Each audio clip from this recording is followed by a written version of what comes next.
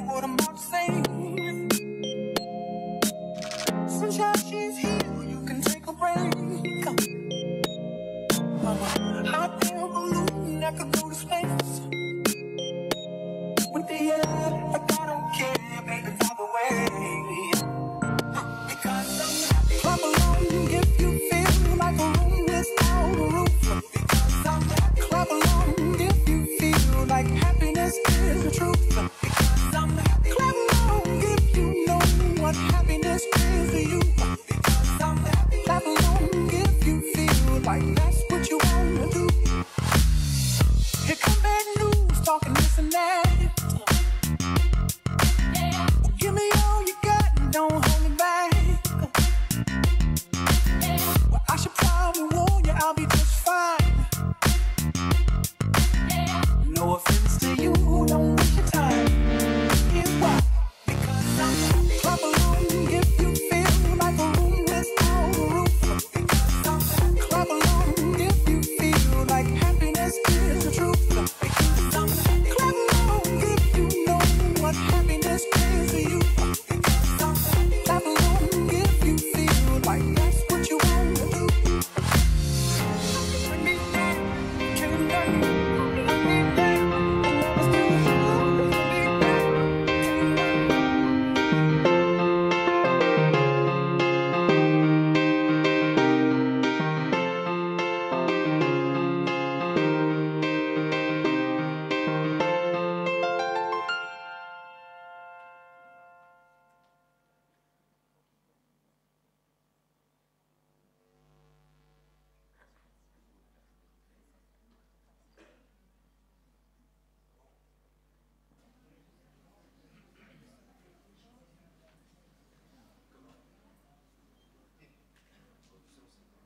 Mesdames, Messieurs, les élus et autres personnalités, Monsieur le Président du tribunal, Madame le procureur de la République, Mesdames, Messieurs les magistrats, Mesdames, Messieurs les bâtonniers, chers confrères, chers amis, chers invités. Bienvenue au Stade de France. Nous sommes particulièrement honorés de vous accueillir pour l'édition 2018 de la rentrée solennelle de la conférence du jeune barreau de la Seine-Saint-Denis. Après cette rentrée solennelle, la soirée se déroulera dans les salons situés derrière cet auditorium, où vous serez accueillis par Madame le bâtonnier, Valérie Grimaud, et Monsieur le bâtonnier élu, Frédéric Gapé.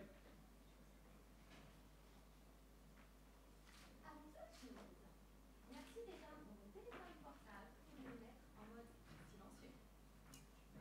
Avant que Madame le bâtonnier accueille notre invité d'honneur, je vous remercie d'accueillir chaleureusement ceux qui vont composer le tribunal de ce soir. Mesdames et messieurs, les anciens secrétaires de la conférence du jeune barreau de la Seine-Saint-Denis.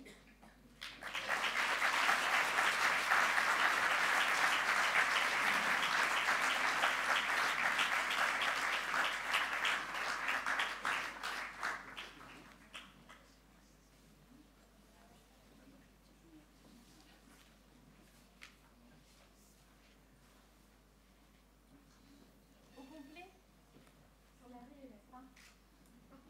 Mais nous avons de plus belles merveilles encore. Nos merveilleux, que dis-je? Nos brillantissimes lauréats du concours 2018 de la conférence du jeune barreau, respectivement premier et deuxième secrétaire, Monsieur Alassane Touré.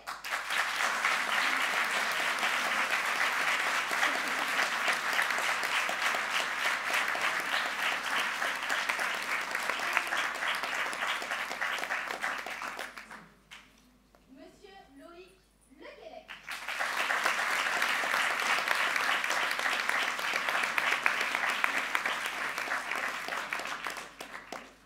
Mais les merveilles de notre merveilleux barreau ne s'arrêtent pas là. Nous avons également les représentants de notre jeune barreau.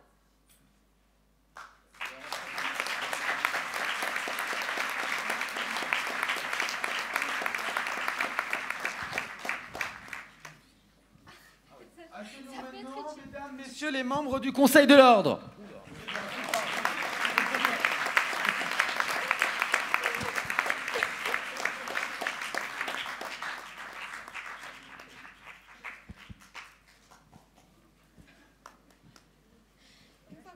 toi, c'est génial.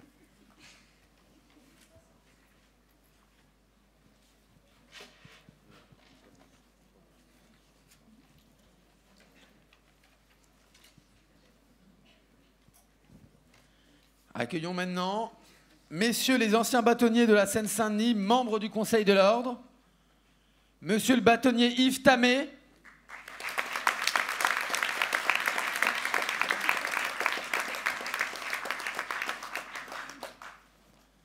monsieur le bâtonnier Jean-Claude Benamou,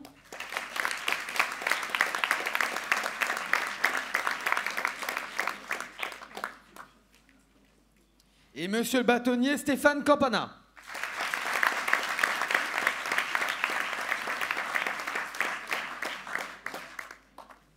Et accueillons monsieur le bâtonnier élu pour l'année 2019-2020, monsieur Frédéric Gabé, monsieur le bâtonnier Frédéric Gabé.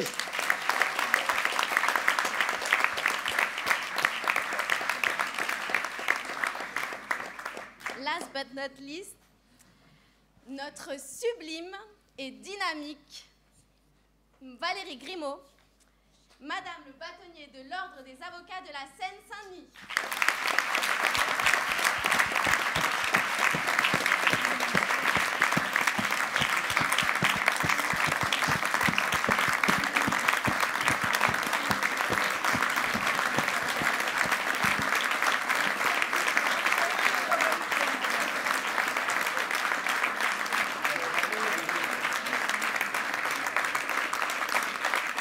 Mesdames et messieurs, je déclare ouverte l'édition de la rentrée solennelle de la conférence du jeune barreau de Seine-Saint-Denis et je vous remercie d'accueillir chaleureusement notre invité d'honneur, monsieur Benoît Hamon.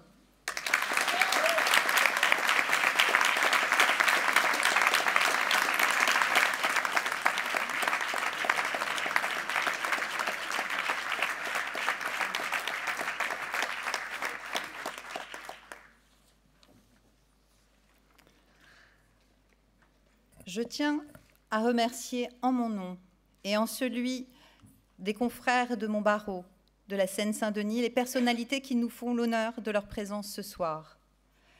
Monsieur Stéphane Peu, député de la Seine-Saint-Denis, Monsieur Christian Boulanger, vice-président du tribunal administratif de Montreuil, représentant Monsieur Laurent, président de ce tribunal, mon cher président, Monsieur Renaud Le Breton de Vanoise, président du tribunal de grande instance de Bobigny, Madame Fabienne Klein-Donati, procureure de la République de ce tribunal, Monsieur Stéphane Troussel, président du conseil départemental de la Seine-Saint-Denis, dont je sais votre agenda contraint, mais qui nous fait l'honneur d'être présent ce soir, Madame Brigitte Marcini, conseillère régionale d'Île-de-France, maire de Noisy-le-Grand, et ancien bâtonnier de ce barreau, Mesdames Florence Laroche et Michel Choulet, conseillères départementales de la Seine-Saint-Denis, Monsieur le sous-préfet Fessal Douane, secrétaire général adjoint de la préfecture de la Seine-Saint-Denis, Monsieur Francis Griveau,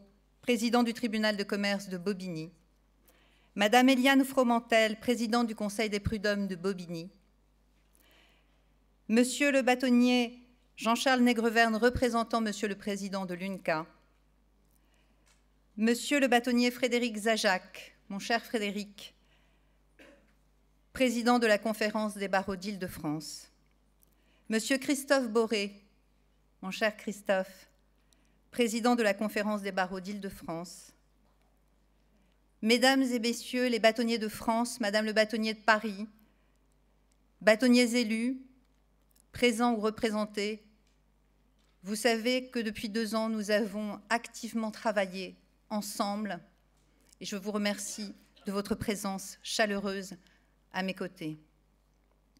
Mes chers confrères, mes chers amis,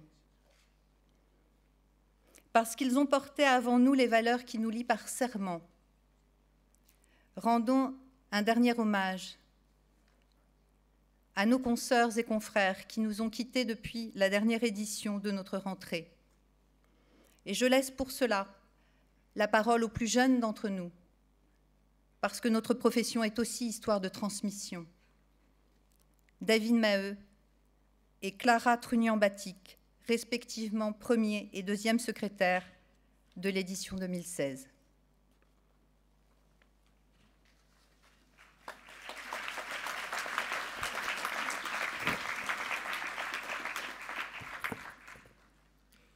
Amama Bashi avait prêté serment en 1980 et était associé depuis de nombreuses années avec Catherine Chaban, avant d'être emportée par la maladie le 14 décembre 2016 à l'âge de 62 ans.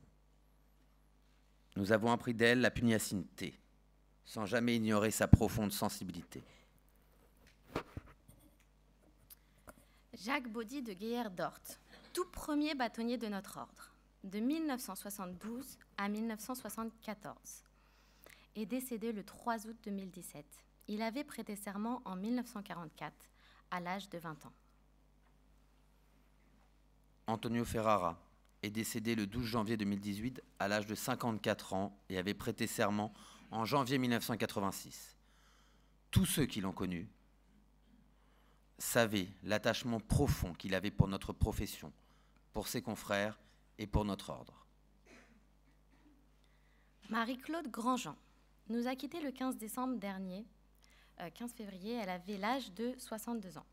Elle avait prêté serment en 1984 pour s'inscrire dans ce barreau qu'elle n'a plus jamais quitté.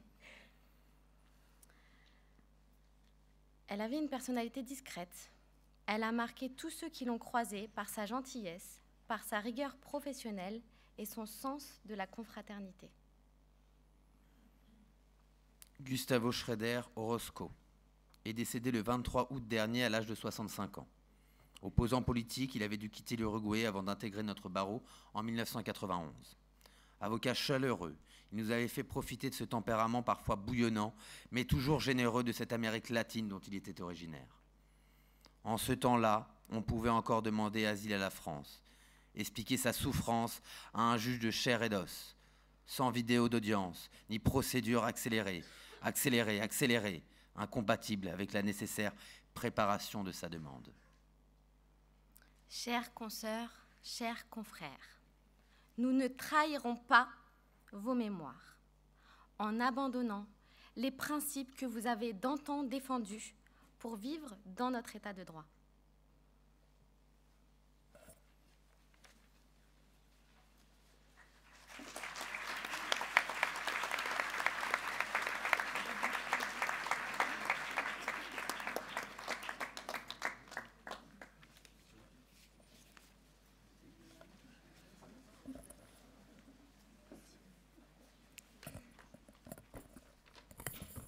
Je me souviens plus ce qu'il m'avait dit sur le...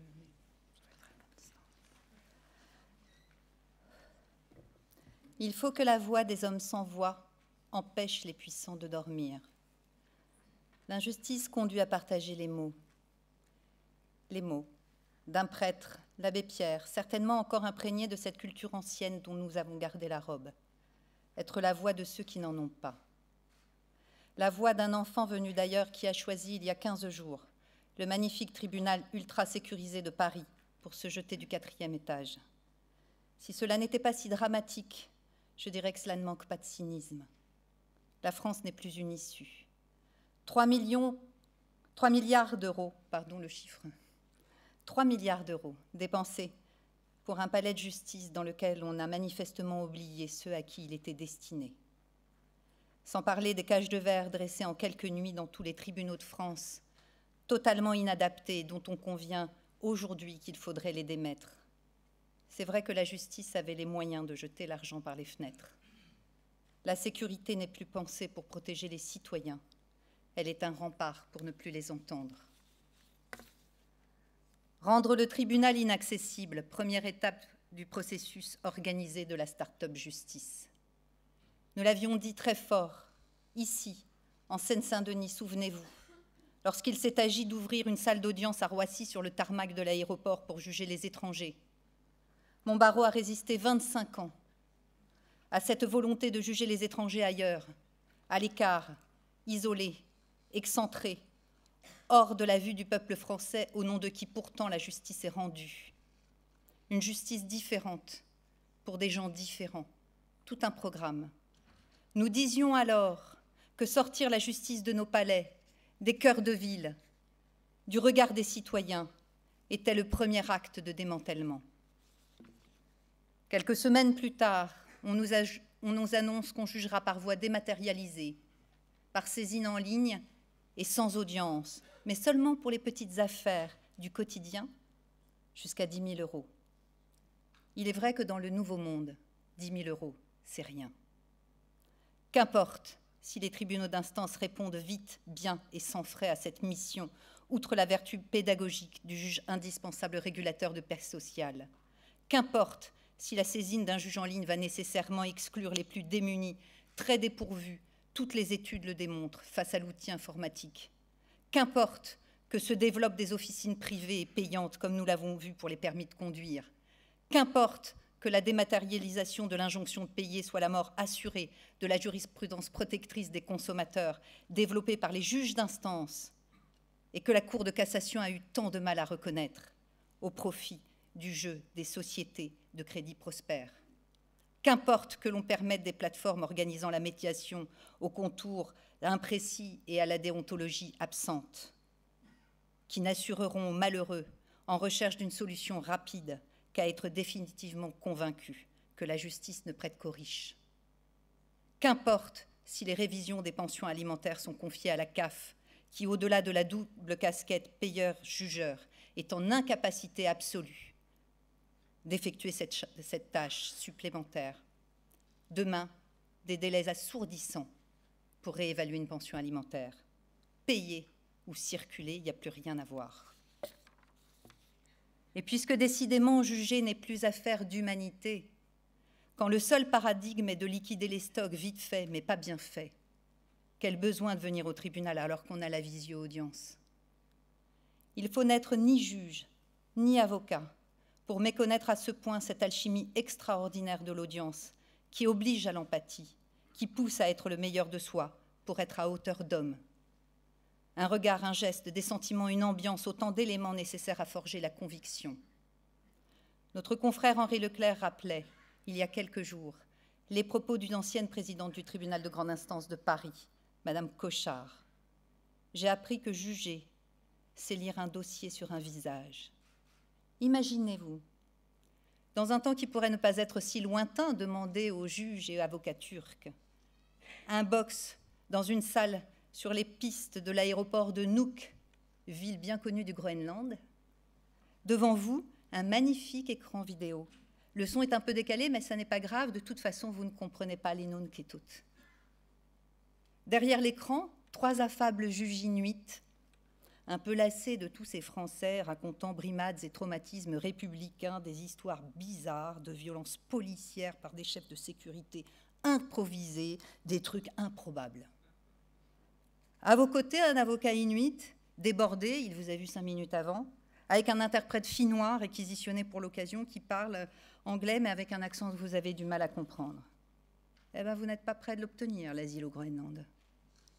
Les justiciables ont besoin que la justice soit rendue plus vite, lit-on dans les médias. C'est sûr. Il suffit de regarder l'effet du regroupement des TI au nouveau tribunal de Paris, avec des délais passés de 4 à 32 mois pour obtenir un certificat de nationalité. Toutes les études réalisées, toutes, sans exception, y compris dans le secteur privé et industriel, démontrent que la dématérialisation n'a jamais conduit à une accélération du traitement, puisqu'elle est pensée pour obtenir une réduction du personnel et une redéfinition des tâches.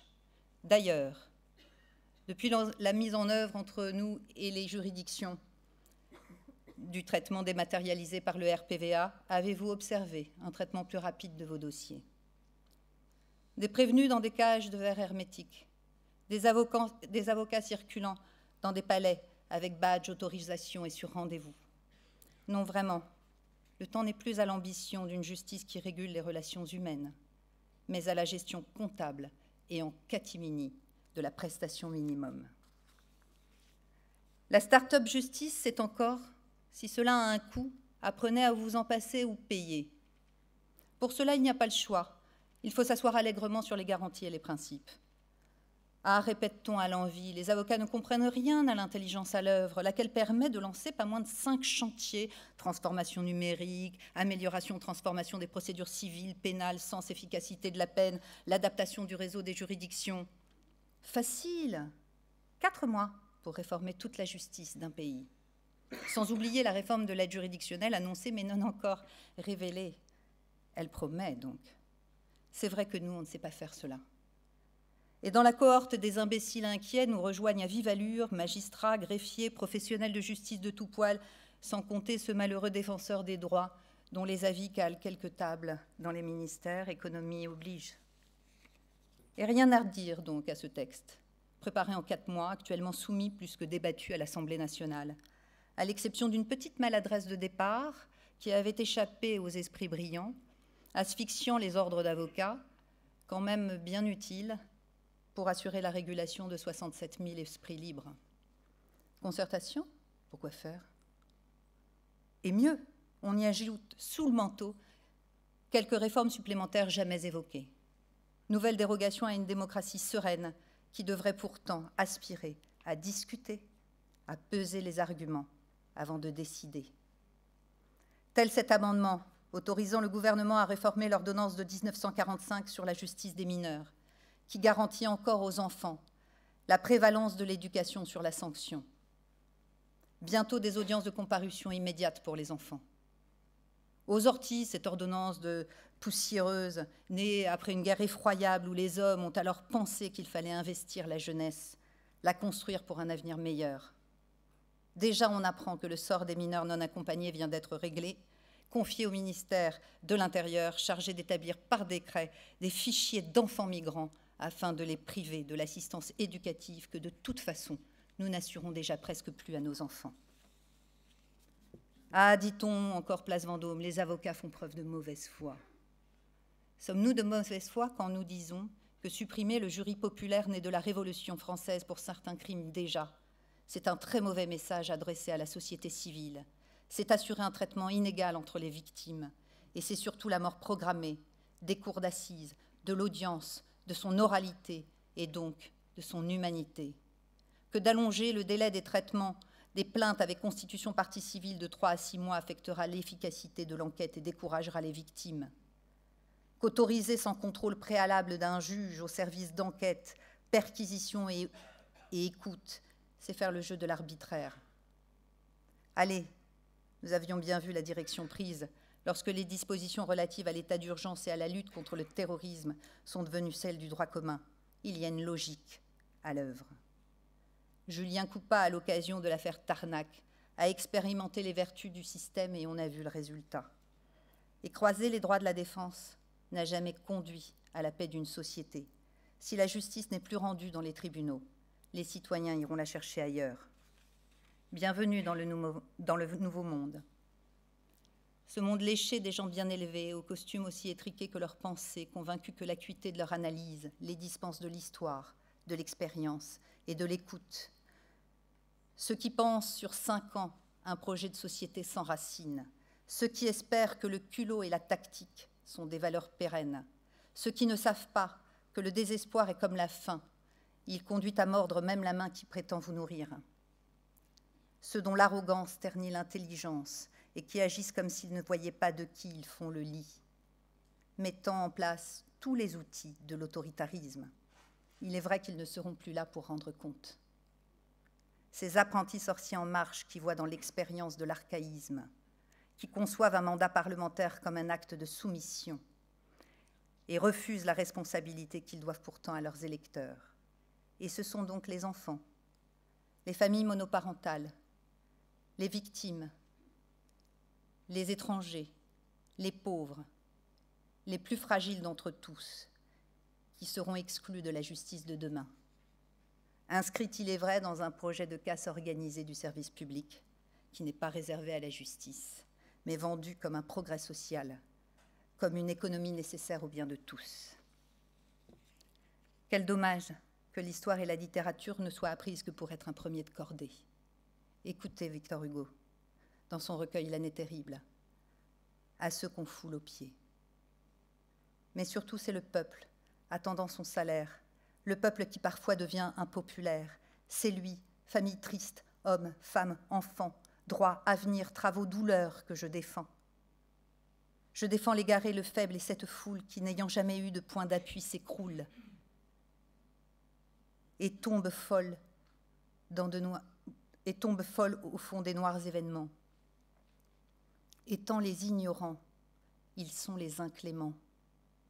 Hélas, combien de temps faudra-t-il vous redire, à vous tous, que c'était à vous de les conduire, qu'il fallait leur donner leur part de la cité, que votre aveuglement produit leur cécité. D'une tutelle avare, on recueille les suites. Et le mal qu'ils vous font, c'est vous qui le leur fîtes. Vous ne les avez pas guidés, pris par la main, et renseignés sur l'ombre et le vrai chemin. Vous les avez laissés en proie au labyrinthe. Ils sont votre épouvante, ils vous êtes leur crainte. C'est qu'ils n'ont pas senti votre fraternité. C'était il y a 150 ans, c'était il y a 8 jours. Alors les avocats vont vous dire non. Non pas parce que nous serions une profession nantie attachée à nos avantages, comme on suggère pour décrédibiliser les contestataires. Pas de chance. Cet argument-là ne peut pas prospérer. Nous nous opposons au recyclage des tribunaux d'instance qui permettent aux citoyens d'agir sans avocat. Nous n'avons pas demandé à voir baisser le taux de recours imposant l'exercice obligatoire d'un avocat dans les procédures. Nous n'avions même pas demandé le divorce par consentement mutuel, par acte d'avocat, même si nous en sommes saisis et que nous l'avons fait avec talent. Nous n'avons d'ailleurs pas de souci à nous faire pour l'avenir depuis que l'État décide de sous-traiter la rédaction de l'exposé des motifs de ces projets de loi à des cabinets d'avocats sur les modèles anglo-saxons, plutôt qu'aux fonctionnaires des ministères concernés. Il y a là un budget, manifestement. Les avocats vont vous dire non, non pas, car nous serions opposés à la modernité. Des réformes, nous en voulons, et nous allons les chercher même quand elles tardent à venir. Qui a lutté sans relâche pour qu'enfin le législateur abolisse la peine de mort, légalise l'avortement, autorise le mariage et l'adoption des couples homosexuels? Qui était à l'œuvre, inlassablement, sans céder? La dématérialisation et le numérique sont déjà dans nos cabinets, bien davantage que dans les tribunaux. La justice prédictive, nous l'avons inventée, vieux collecteurs de jurisprudence que nous sommes. La médiation, nous rédigeons des transactions depuis la nuit des temps. Le nouveau monde, nous y sommes. La profession d'avocat est extraordinairement dynamique, attractive. En 20 ans, ses effectifs se sont multipliés par 2. Près de la moitié sont âgés de moins de 40 ans. Et la féminisation a dépassé les 55%. Mesdames et messieurs les bâtonniers, mes chers amis, nous l'avons décidé. Nous serons donc des sentinelles, déterminés et infatigables. Ne lâchons rien, une fois pour toutes. Nous disons non. De discussion, il n'y en a pas, il n'y en a pas eu, et il n'y en aura plus. Mesdames et messieurs les juges, nous allons vous aider à continuer à rendre la justice. Je sais que parfois vous nous souhaiteriez plus dociles. Vous ne voyez pas, vous n'entendez pas. Réjouissez-vous que nous nous levions encore dans une salle d'audience et que nous disions non. Vous nous remercierez plus tard. À mon confrère Franck Berton, je dis: vous avez raison, dans notre serment il y a la conscience, et notre clause de conscience est absolue. Ne laissons à personne le soin de nous dire ce qu'il faut mettre dedans. Sachez que le barreau de la Seine-Saint-Denis est avec vous. Un autre encore, Éric Dupond-Moretti, refusant la justice de l'opinion et du tweet, s'est levé pour dire non. Quelques mois plus tard, un jury d'assises, au passage bientôt supprimé dans ce type d'affaires, a prononcé un acquittement. Alors, mes confrères, nous allons continuer à dire non. Et vous pourrez compter sur le barreau de la Seine-Saint-Denis, à l'image de ce département, humble, courageux, solidaire, créatif, ambitieux, jeune par son âge, né en 1972 d'une vingtaine d'avocats, jeune par ses membres, 600. Plus de 25% ont moins de 5 ans d'exercice, installés sur le territoire du 2e tribunal de grande instance de France, ou plutôt, pour reprendre votre expression très juste, Madame la procureure, sur celui du 1er tribunal de France après Paris. 1er tribunal pour enfants de France. Tous les jours, ce ne sont pas moins d'une 50aine d'avocats de permanence qui participent à la défense d'urgence, de la garde à vue, à l'hospitalisation sous contrainte, en passant par les commissions disciplinaires en maison d'arrêt, les audiences du tribunal pour enfants, les audiences CRPC, les audiences d'application des peines et celles des étrangers. Ici, on ne s'installe pas par hasard. Presque 500 avocats effectue au moins une mission d'aide juridictionnelle par an.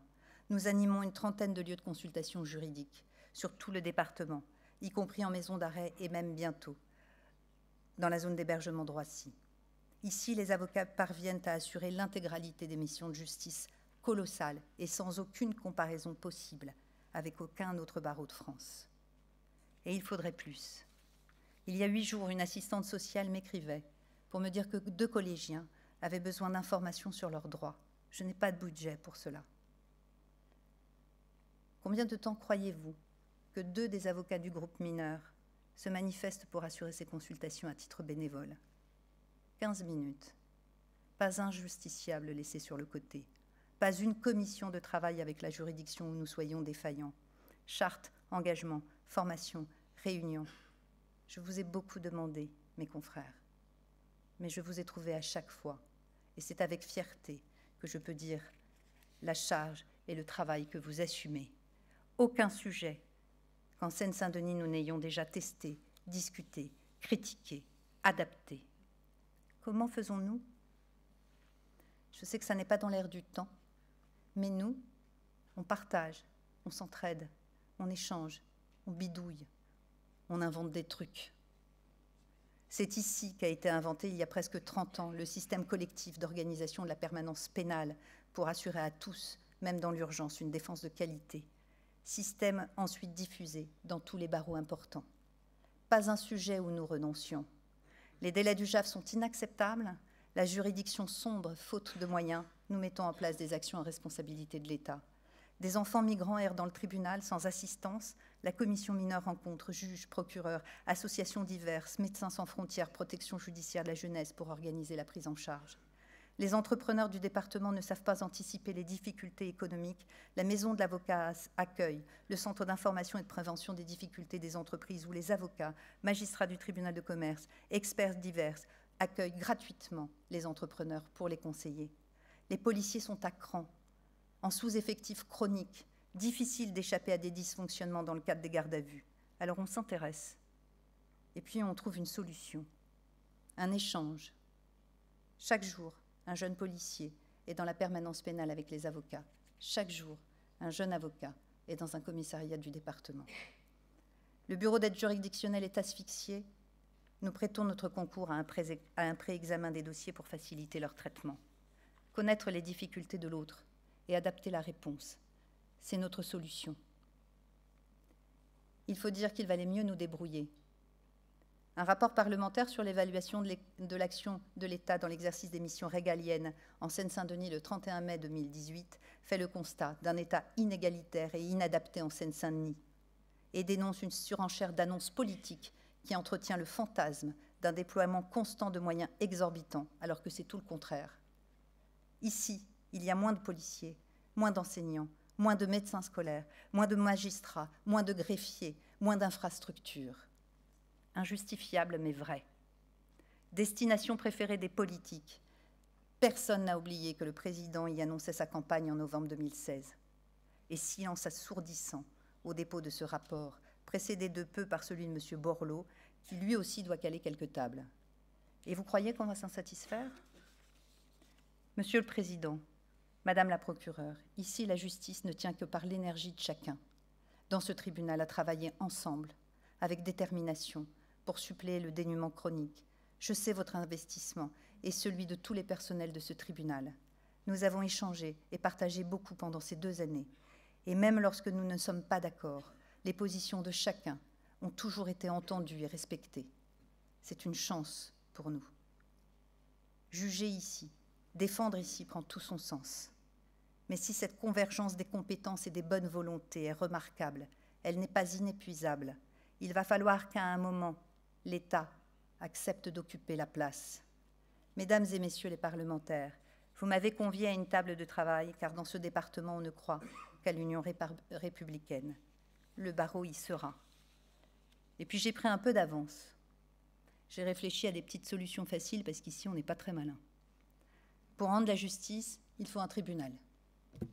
Le nôtre est alambiqué, dès l'origine et je ne parle pas des fuites d'eau, de chauffage, des toilettes publiques hors d'usage, du reste.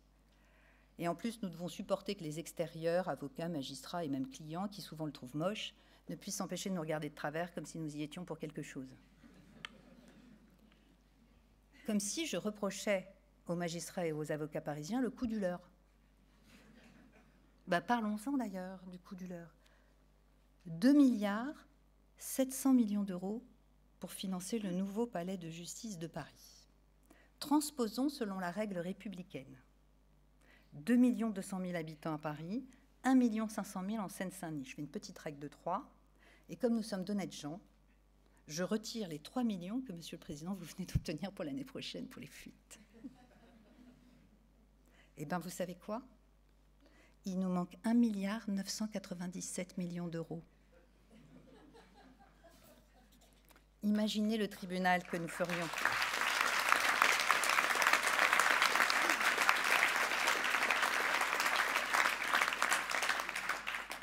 Et c'est pas tout. 197 millions d'euros pour les nouveaux locaux de la protection judiciaire de la jeunesse. Quel dommage que M. Léger ne soit pas là, parce que moi, je viens de lui trouver, avec la rigueur mathématique qui me caractérise, 134 millions d'euros pour les 24 commissariats du département. Et à ce prix-là, je suggère même une salle d'audience dans les commissariats. On anticipe. Éduquer, c'est certainement le moyen le plus sûr d'éviter le tribunal pour enfants. Déjà, l'ère de l'algorithme a assuré aux enfants d'ici, par ce merveilleux système du nouveau monde qu'on appelle Parcoursup, le taux le plus élevé en France d'absence de réponse aux vœux exprimés. Sans doute demandait-il des formations auxquelles il ne pouvait prétendre, hein, chacun à sa place tout de même. Appliquons notre recette, l'échange, le partage, les enseignants de Paris en Seine-Saint-Denis et réciproquement pendant 2 ans, juste 2 ans, juste pour voir. Et là, on serait vraiment dans l'égalité républicaine que nous assurons aux élèves lorsque nous allons intervenir dans les lycées. On nous dit que les postes dans les services publics de ce département ne sont pas pourvus, faute de volontaires. Il faut dire que travailler plus dur, dans de moins bonnes conditions, pour le même prix, c'est relativement peu attractif. Mais si on faisait de la Seine-Saint-Denis un tremplin de carrière, avec une amélioration de traitement, une progression d'échelon, un département hors cadre en sorte, eh bien là, on serait dans l'égalité républicaine. Vous l'avez compris, avocats, nous sommes la voix des hommes sans voix et nous allons empêcher les puissants de l'oublier.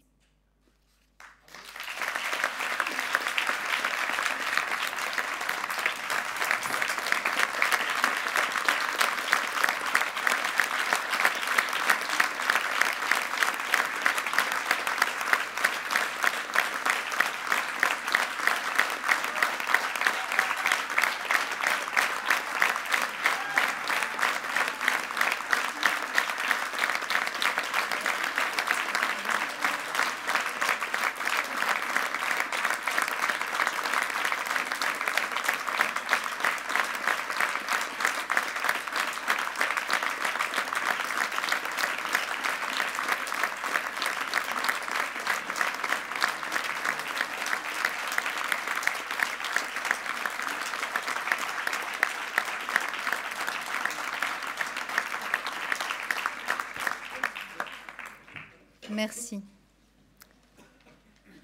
Point trop d'austérité tout de même. Je n'étais pas très joyeuse. Je me rattraperai tout à l'heure. Et puis finalement, chacun son tour de passer un sale quart d'heure. J'invite Monsieur Loïc Lequelec à prononcer ses réquisitions. Monsieur le procureur, vous avez la parole.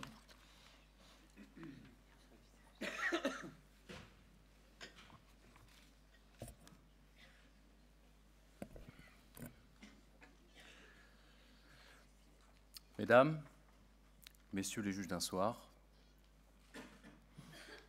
c'est mon premier procès politique. Un genre qui revient au goût du jour. Alors il y a des périodes plus ou moins favorables, de Jeanne d'Arc à Danton, de Robespierre au proscrit de 1851. des communards au procès de l'épuration. Il s'agit toujours de maintenir l'ordre. Et il est venu le temps, mesdames et messieurs, où vous allez devoir sévir, où vous allez devoir punir, où vous allez devoir réprimer. Il est venu le temps où vous allez devoir réagir, réagir contre la subversion insidieuse, réagir contre la subversion. Alors pour M. Hamon, ce n'est pas encore le tribunal de l'histoire, c'est le tribunal de Bobigny, c'est déjà un bon début. M. Hamon, vous vous revendiquez de gauche. Alors, il est bon de dire les choses évidentes. Ce n'est absolument pas le problème ce soir. Être de gauche, c'est quelque chose qui arrive à des gens très bien. Si vous me permettez, Madame la Présidente, je suis sûr que vous vous associerez à l'hommage. Votre ancienne camarade, Madame Nicole Belloubet, n'a aucun problème avec notre juridiction, elle. Vous devriez vous demander pourquoi. Mais, mesdames et messieurs, il n'est pas seulement de gauche. Le problème qui fonde les poursuites d'aujourd'hui, c'est la dissimulation. C'est cette manière d'avancer masquée. C'est cette façon de s'intégrer de manière subreptice et totalement invisible dans le paysage politique français. C'est cette manière de se glisser avec un petit 6%. C'est ce goût de l'entrisme.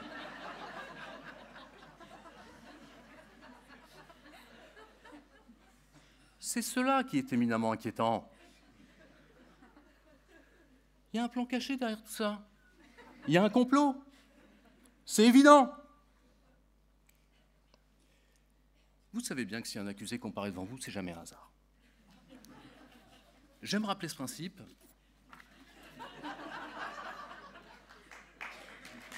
Non.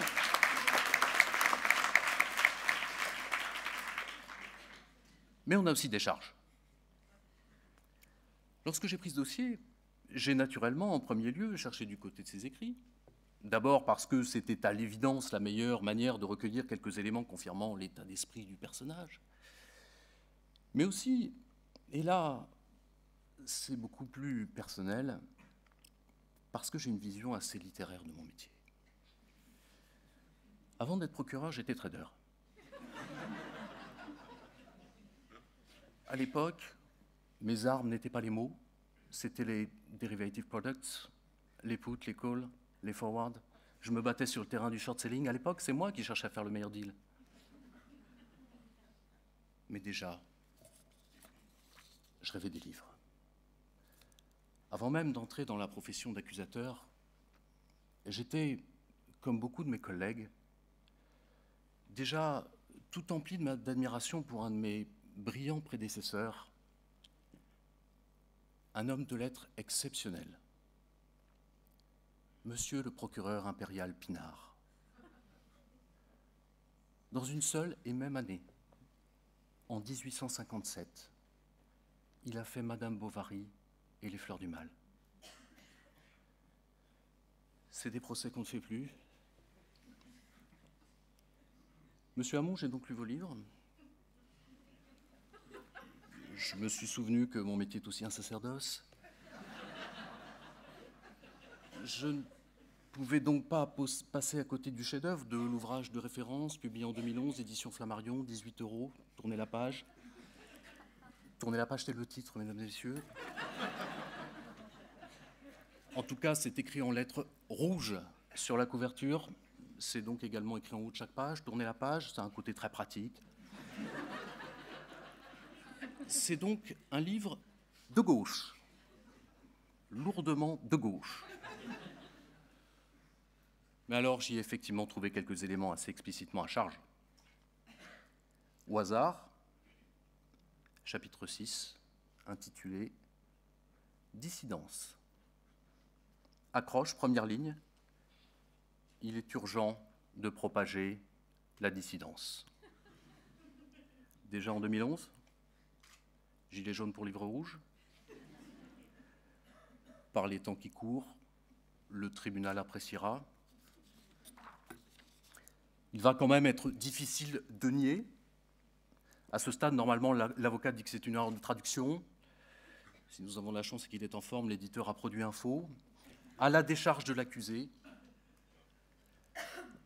effectivement, on sait bien qu'il n'a pas écrit ça tout seul. Mais, après tout, peu importe. Parce que c'est à l'analyse de ces lectures que les charges les plus lourdes sont apparues. C'est là que tout s'est éclairé. C'est un de ces dossiers qui nous est arrivé par hasard, par un renseignement anonyme, un électeur qu'on n'a pas retrouvé. Les premières investigations nous ont permis d'apprendre que le tout jeune Benoît Hamon, alors étudiant, partageait un appartement en colocation avec quelques jeunes camarades du parti. Certains ont aimablement témoigné. Et nous avons ainsi pu apprendre que le jeune étudiant gauchiste avait deux passions.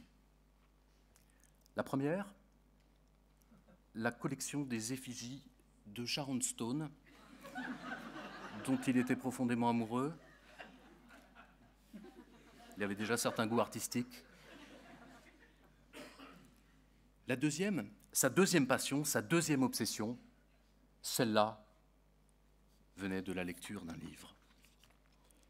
Et ce livre est l'œuvre, ça ne s'invente pas, mesdames et messieurs, de Hervé Hamon. Aucun lien avec l'accusé. Hervé Hamon, journaliste, écrivain, enquêteur. Et le titre de ce livre, et là, ça ne s'invente pas non plus. Génération. Génération, ça vous rappelle évidemment quelque chose. Génération, c'est le mouvement politique créé par Benoît Hamon. Et Génération, ce n'est rien de moins qu'une histoire de l'ultra-gauche radicale en France au tournant des années 60 et 70. 2 volumes, près de 1200 pages. Premier tome, Les années de rêve. Deuxième tome, Les années de poudre. Le tout jeune Benoît Hamon rêvait donc à l'évocation des parcours des Régis Debray, Marc Kravetz, Serge July, Alain Krivine, Roland Castro, Pierre Goldman, Robert Linhart, ceux qui croyaient pouvoir changer le monde. Paris, Alger, Moscou, la Havane, le Sahara, le Biafra, l'Amazonie, l'usine, le maquis, les livres, les armes. La fameuse génération, celle des salles enfumées des cafés du quartier latin aux escapades cubaines et amazoniennes, celle du café de Flore de Sartre au brasero des maquis guévaristes, les années de rêve, les années de poudre. Certains ne sont pas revenus, la plupart en sont totalement revenus. Benoît Hamon, lui, voudrait y retourner. Il a une nostalgie de cette atmosphère de révolution. Mais de quelle révolution parle-t-on? Puisqu'à l'évidence, il cache quelque chose, j'ai naturellement, spontanément, pensé aux établis. Ceux qui, dès avant 68, s'établissaient secrètement comme ouvriers dans les usines. Un moyen pour semer la grève et fomenter la révolution depuis la base. Tous des intellectuels d'excellent niveau. Et dès le début, ceux-là savaient que la jeunesse des barricades du quartier latin n'avait aucune intention sérieuse de remettre en question la société de consommation. Ils avaient compris que les ouvriers, même agités, ne lâcheraient pas le libéralisme prospère des Trente Glorieuses. 50 ans plus tard, le printemps de mai, c'est une célébration officielle, une expo entre deux mojitos. La révolution est passée dans la société du spectacle. Alors lui, un établi dans la gauche française,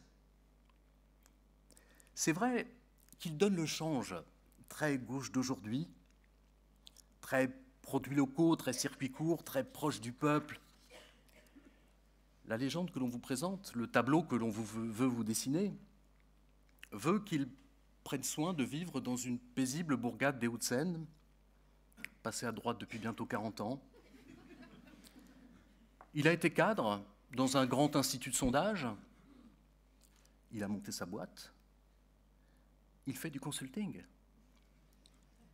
Sa compagne est cadre supérieur chez LVMH. Il donne des interviews à gala, lors desquelles il déclare « Lorsque je vois la machine à laver pleine, il m'arrive de revenir sur mes pas et d'étendre le linge. »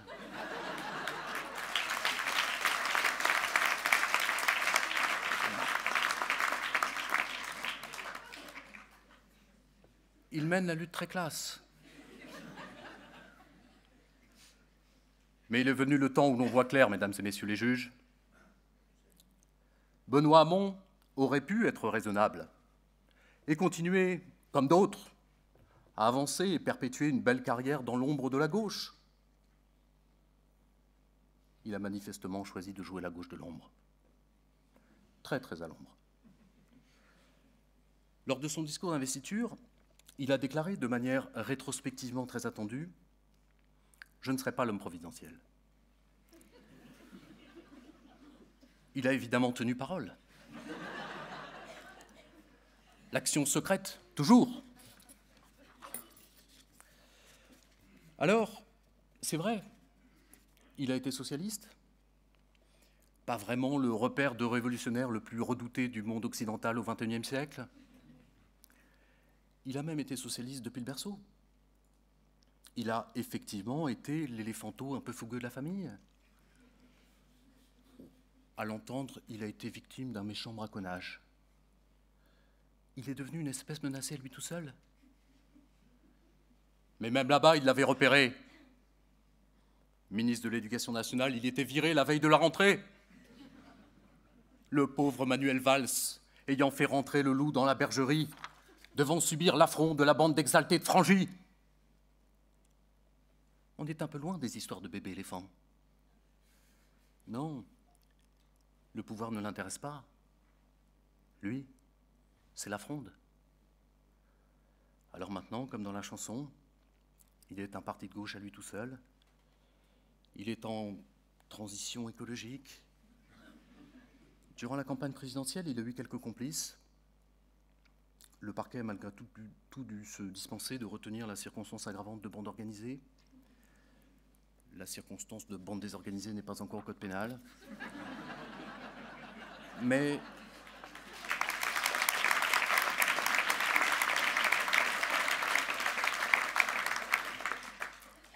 attention, attention mesdames et messieurs, il ne faut évidemment pas se fier à ce qu'ont été ces produits d'appel durant la campagne présidentielle. Les écrans de fumée, la subversion en carton-pâte, le packaging de la désirabilité du futur, la libéralisation du cannabis à ciel ouvert. À ciel ouvert, je cite, pour éviter que ne soit diffusé un cannabis de mauvaise qualité ou ayant un taux de substances psychoactives trop élevé. Le cannabis légal mais qui ne défonce pas. Voilà pour le futur désirable de la jeunesse. Le revenu universel d'existence pour assurer à tous un mode de vie décent. On savonne un peu les pitons, on met quelques petits bâtons dans les cordes. Les premiers de cordée ne sont pas encore les derniers. Mais tout ça ne nous fait pas oublier. Tout ça ne nous fait pas oublier la mutualité, le meeting d'investiture. Tout était là, sous nos yeux. René Char en exergue, l'expérience de la vie, quelques combats au dénouement sans solution mais aux motifs valides, m'ont appris à regarder la personne humaine sous l'angle du ciel, dans le bleu d'orage, qui lui est le plus favorable. La revendication de faire de la politique pour porter un regard critique sur l'ordre social. Le refus absolu de considérer que la misère et la précarité sont des maux nécessaires. l'invocation d'une gauche de combat plutôt que d'une gauche de constat. Un combattant de l'ombre en exorde, l'orage, les routes inconnues. C'est pourtant clair. On nous fait gentiment sonner aux oreilles une belle transition et on nous glisse doucettement une petite révolution. Mais aujourd'hui, mesdames et messieurs, c'en est fini de croire en monts et merveilles. En ces temps difficiles et périlleux, la prévention ne s'exercera jamais suffisamment en amont. Alors, mesdames et messieurs les juges, à l'heure où je prends la parole pour la prévention de l'ordre, en ces temps de progrès, plus de guillotine, plus de bûcher. J'imagine qu'on fait attention à son petit bilan carbone. Je pense que de toute façon, il est important d'infliger une peine qui ait un sens. Je crois profondément au choc carcéral. Une population carcérale qui double en 40 ans, c'est le signe d'une société saine. En tout cas vigilante. Et je me suis dit que pour le leader de génération, ce serait certainement la promesse d'une expérience refondatrice. Lors de la création de Génération, un intervenant a plaidé pour un mouvement qui puisse réussir le rendez-vous 1000 fois manqué avec les quartiers populaires. Je croyais qu'on avait perdu l'agenda. Mais le ministère public peut proposer quelque chose. Étrangement, certains milieux, certaines populations sont davantage représentées que d'autres parmi les pensionnaires de l'administration pénitentiaire. Vous avez globalement peu de chance d'y trouver des cadres supérieurs et beaucoup viennent de quartiers populaires. Vous avez choisi de commettre aussi vos forfaits en Seine-Saint-Denis, monsieur Hamon. Nous avons l'établissement qu'il vous faut. La tôle de Villepinte. Posée dans un paysage sublime. Un peu de toute la France d'aujourd'hui.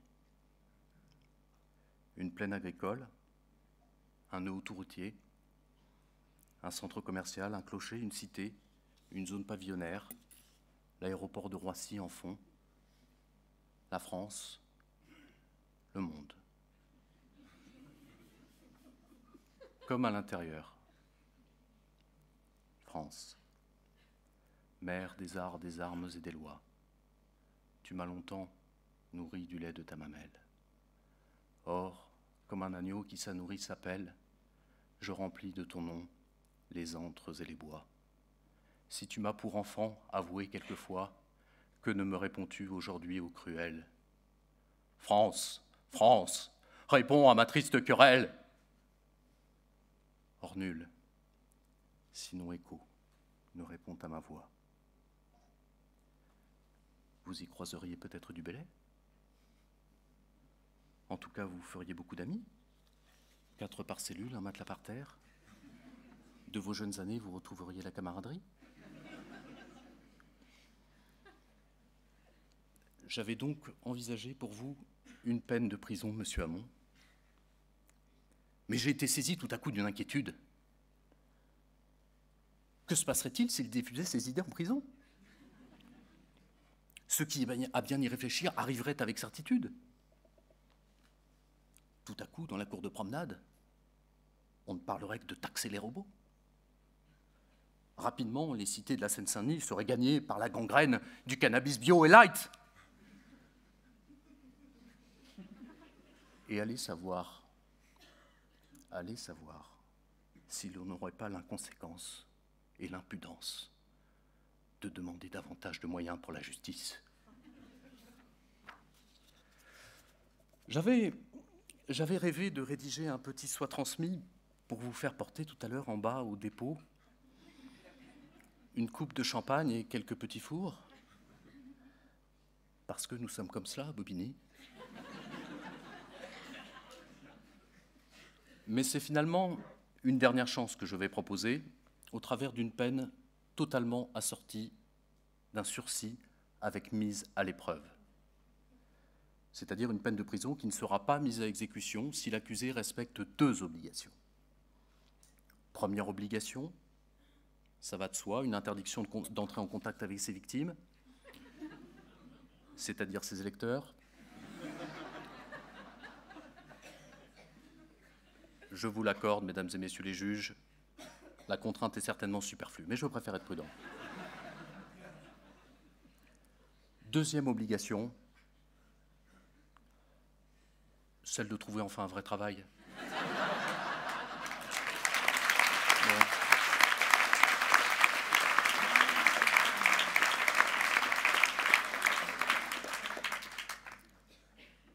L'idéal serait un poste à la Banque Barclays, qui a beaucoup fait pour l'intégration de certains jeunes socialistes ces dernières années. Mais nous avons aussi, en Seine-Saint-Denis, d'autres petites associations qui travaillent sérieusement à la réinsertion. Monsieur Hamon,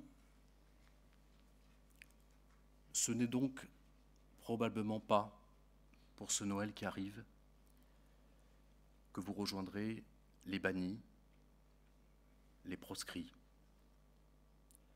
Vous ne passerez Noël ni à Villepinte, ni à Fresnes. Comme l'écrivait un que j'aurais pu accuser et que votre avocat aurait pu défendre, vous ne connaîtrez pas le bon Noël des garçons en tôle, ceux dont la vie ne fut pas drôle. Noël derrière les barreaux, Noël sans arbre et sans bonhomme, Noël sans feu et sans cadeau. Robert Brasillac a été fusillé le 6 février 1945, quelques semaines après ce Noël-là. Il était défendu par Jacques Isorni, avocat des communistes sous l'occupation, avocat des collaborateurs à la Libération.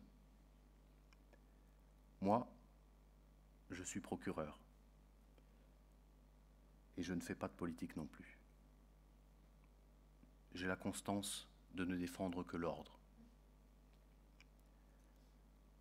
Alors, je n'ai aucune difficulté à vous souhaiter, Monsieur Hamon, une fois votre peine exécutée, vous, d'en refaire, de la belle politique, celle qui consiste peut-être, pour reprendre René Char,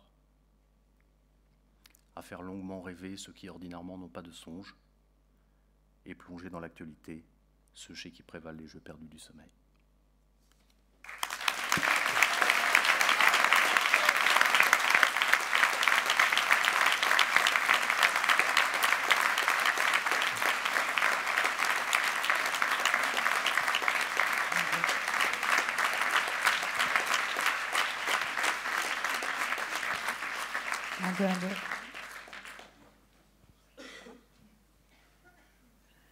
Monsieur le procureur, je vous remercie. J'invite Monsieur Maître Touré, avocat de la défense,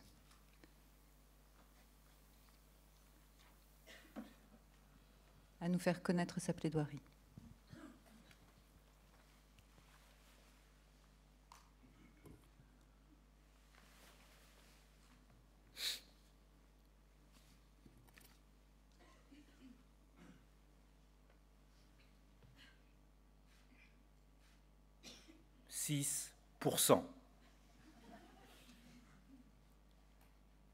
Excusez-moi, Benoît, pardon. Attendez, quand même. 6,36%. Rendez-vous compte? Même Georges Marchais n'avait pas fait un score pareil. Il y a peut-être quelque chose qui m'échappe après tout, dans ce procès. Vous avez fait venir, ici, au Stade de France, dans ce lieu de tous les possibles, ce tribunal spécial, pour quelqu'un qui n'a même pas atteint le second tour. Monsieur l'avocat général, pardon du reste, monsieur le procureur impérial, si j'ai bien compris ce soir, vous organisez le second tour de Benoît Hamon? Alors, vous, membre de ce tribunal, comment pourriez-vous, vous, juger un homme pour lequel ont voté 2 291 288 personnes, alors que vous n'êtes que 5? Une seule chose s'impose, Madame le Président. Un jury populaire, naturellement. Réunis dans cette enceinte démocratique, vous, mesdames et messieurs, oui, vous, la plus belle expression du peuple, vous allez voter ce soir pour ce second tour l'innocence de Monsieur Benoît Hamon. Monsieur le procureur impérial, vous qui vous réclamez de la morale et condamnez Baudelaire, vous qui encensez Voltaire, enorgueilli d'avoir cultivé votre jardin, sachez bien une chose, la géolocalisation, les écoutes téléphoniques, la censure, eh bien ce sont vos fleurs du mal. Ne vous en déplaise, cher procureur Lequelec, les femmes et les hommes de robe sont et seront toujours là. Oui, nous sommes ces jardiniers assermentés dont le labeur consiste à arracher les mauvaises herbes. L'avant-gardiste que vous êtes aura sans doute l'envie de me faire plaider par visioconférence ou au pire, de m'enfermer dans ces sublimes cages de verre pour l'occasion. Eh bien, prenez garde, oui, de ne pas être tenté d'aller jusqu'au bout de votre pouvoir. J'ai bien écouté vos réquisitions. Une chose m'a interpellé, monsieur l'avocat général. Vous poursuivez ce pauvre Benoît Hamon parce qu'il a tenté de vendre du rêve.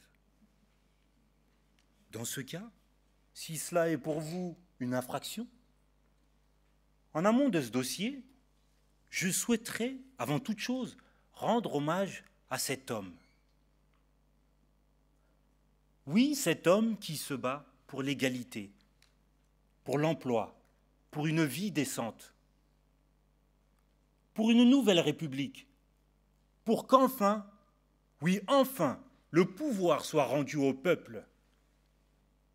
C'est un homme de gauche, il est même bien plus que cela. C'est un humaniste avant tout. Cet homme, ai-je besoin de le nommer? Cet homme, c'est Jean-Luc Mélenchon!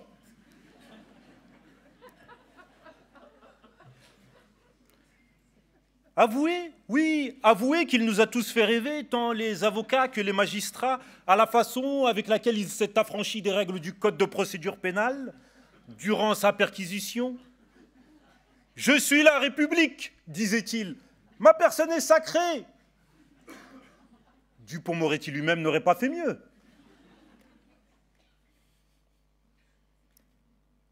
Mesdames et messieurs les jurés, ce soir, malheureusement, j'ai deux adversaires. J'ai monsieur Benoît Hamon, qui a bien des vices. Il est de gauche, à gauche de la gauche même. Écolo, sociodémocrate, islamo-gauchiste, féministe, européiste, communautariste, droit de l'hommiste, ex-socialiste. Bref. Et je vous ai vous. Oui, vous, monsieur le procureur impérial, vous qui fantasmez en secret sur le programme politique de mon client. Rassurez-vous, Benoît, avec moi vous êtes en sécurité. Alors pour une fois, oui, pour une fois, j'ai décidé de bien faire mon travail. Faire ce que nous, avocats et magistrats, ne faisons plus depuis bien longtemps.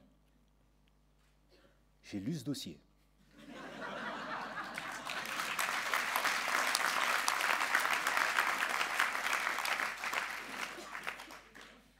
Et l'évidence est là. Ce dossier est vide. De quoi l'accuse-t-on? M. Hamon serait poursuivi pour incitation à l'insurrection à travers ses livres, qui sont, je cite, « tourner la page pour la génération qui vient ». Alors, venons-en à ces ouvrages qui, sauf noircir l'image déjà écornée de mon client, ne démontrent absolument rien. Le premier, « Tourner la page », c'est le titre.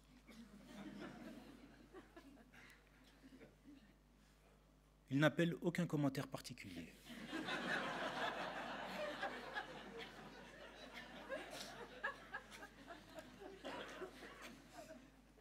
J'ai bien tourné des pages, mais rien, vraiment rien dans ce bouquin. Tout est vide, sauf les pages qu'il fallait tourner, bien évidemment. Je me suis donc orienté sur ce second livre, pour la génération qui vient. Vous dites, mon client coupable, d'avoir incité à l'insurrection. À titre liminaire, j'aimerais préciser qu'inciter à l'insurrection, ça prend du temps, mesdames et messieurs les jurés. C'est un lent processus qui ne demande que très peu d'efforts, quelques pointes de mépris et surtout une certaine patience. Il faut pour cela agacer le peuple. Il faut ensuite supprimer l'ISF, augmenter les cotisations CSG pour les retraités, pour ensuite baisser ces mêmes retraites. Il faut rendre la justice moins humaine, la dématérialiser, sans oublier qu'il faut augmenter les taxes sur l'essence, le diesel. Dans ce cas, oui, vous pourriez voir se constituer quelques groupuscules vêtus de jaune, prêts à mettre à sac Paris et sa plus belle avenue. À ce moment-là, oui, l'insurrection serait caractérisée et moi, je me ferais un plaisir d'assister celle ou celui qui l'aurait incité. À une condition, bien entendu, qu'il plaide coupable. Mais pas avec ce bouquin rouge et blanc, monsieur l'avocat général. Loin s'en faut. D'ailleurs, j'ajoute, pour que cette infraction puisse être caractérisée, il faut être au moins deux. Oui, il faut être au moins deux. Celui qui incite et l'insurgé. Alors que mon client, lui, il est seul.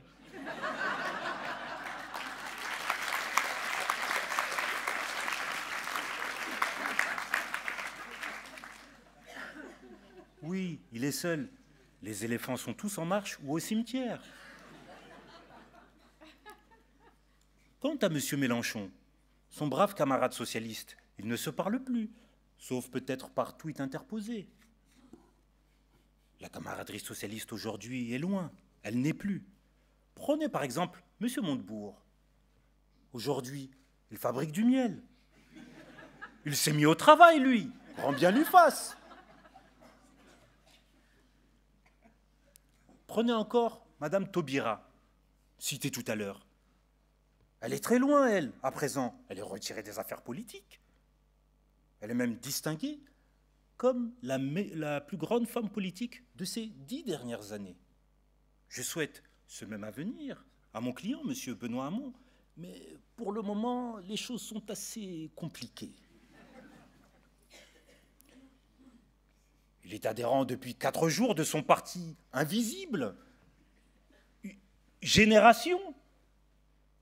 Le voilà qu'il se sent déjà pousser des ailes pour se déclarer le plus populaire à gauche. Et sa participation dans la même foulée aux prochaines élections. L'avenir nous dira, certes, si c'est la girouette qui tourne ou si c'est le vent qui fait tourner. Assurément, M. Benoît Hamon ne peut donc être coupable de comploter et d'attenter à cet ordre public, Monsieur l'avocat général. C'est dire le sérieux de votre accusation. Il est loin d'être ce terroriste intellectuel. Et pour vous en convaincre, je vais faire litière de tous vos ergotages. Alors, examinons ces preuves et cet ouvrage. À la cote D489, le cannabis et sa légalisation.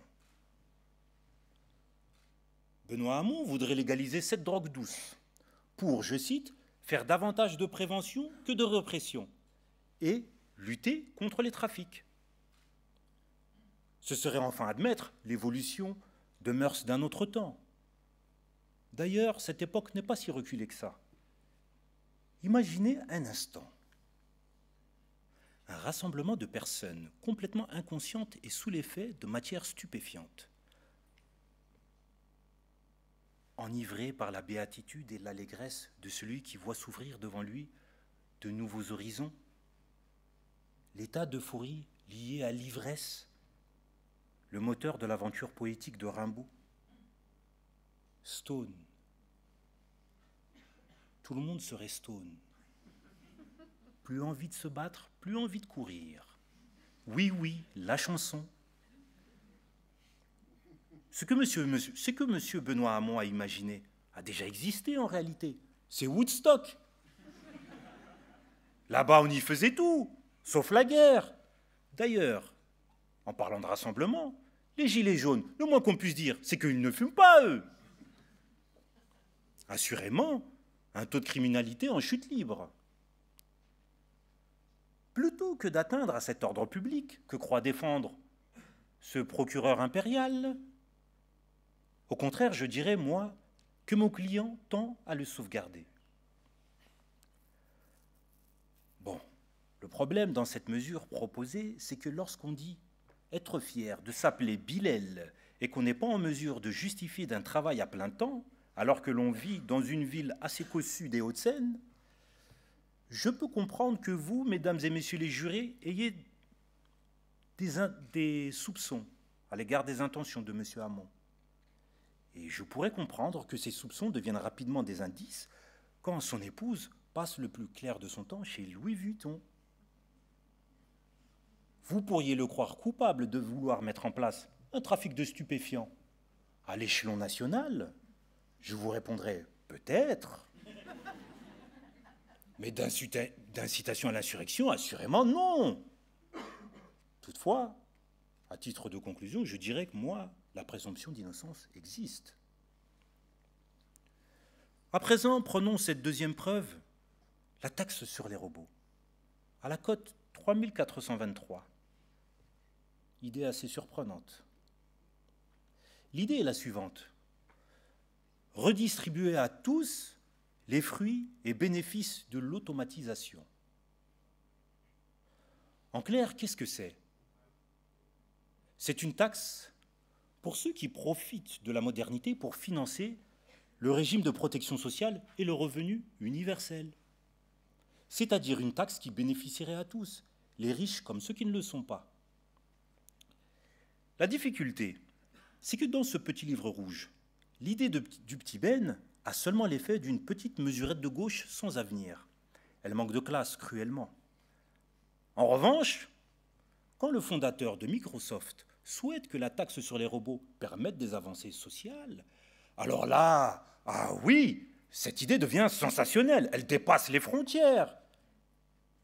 Loin d'être ce richissime gentilhomme, connu de par le monde, lui, mon client, c'est un breton brut de pomme, dont les idées n'ont même pas pu dépasser la rue Solferino. Le problème de mon petit Ben, en réalité, c'est qu'il s'était pris pour le grand Bill, alors qu'il n'était en réalité que Bilel.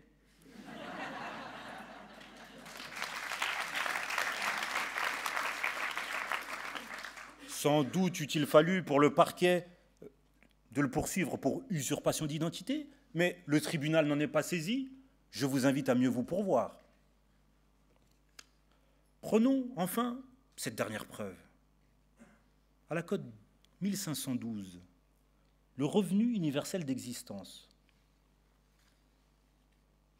Ce que chacun souhaite, c'est de pouvoir vivre décemment et non survivre. Le revenu universel d'existence n'a qu'un seul but, rendre aux citoyens la maîtrise de leur vie. Manger son bol de soupe le soir dans son petit nid douillet et chaud. En donnant un peu d'espoir à ceux qui n'en ont plus, Benoît Hamon rappelle que ces principes, la fraternité, la solidarité, ne sauraient devenir des lettres mortes. J'y ai cru, j'avoue. J'y ai cru à ces grands principes qui fondent notre République et qui transcendent les âges. Petite subtilité, cependant. Universel signifie que c'est destiné à toutes et à tous, et sans condition. Ce revenu universel, il est en réalité soumis à conditions, et perd donc son essence même. En 1980, quand Michel Rocard mettait en place le revenu minimum d'insertion, il avait eu, lui, la sagesse de parler de revenu minimum. Peut-être qu'à un moment, mon client s'est peut-être pris pour Michel Rocard ou qu'il voulait le surpasser. En effet, lors de son anniversaire, Michel Rocard déclarera « Tout le monde a été, est ou sera rocardien ». À l'évidence, il existe une part de Rocard en Benoît Hamon. Maintenant, demandez-moi laquelle, je ne saurais vous répondre.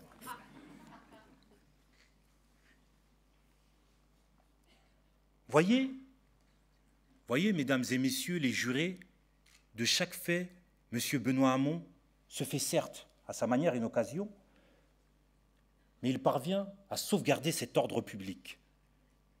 Contrairement à ce que soutient l'accusation, les éléments de preuve démontrent que M. Benoît Hamon est innocent.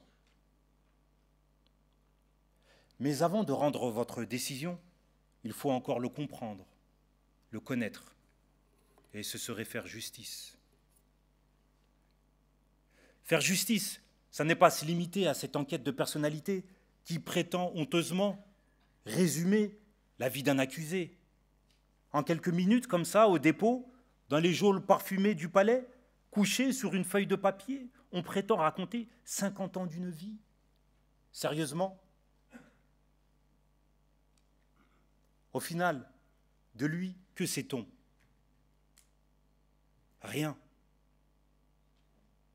Et pourtant, lui, cet avocat général, il n'hésite pas, lui, à le condamner, sans même lire, écouter, comprendre. Vous pourriez peut-être comprendre ses choix, ses combats, si seulement vous m'accordiez encore quelques minutes de votre temps. Saviez-vous que tout jeune, il avait tendrement flirté pour la première fois avec la mixité au Sénégal?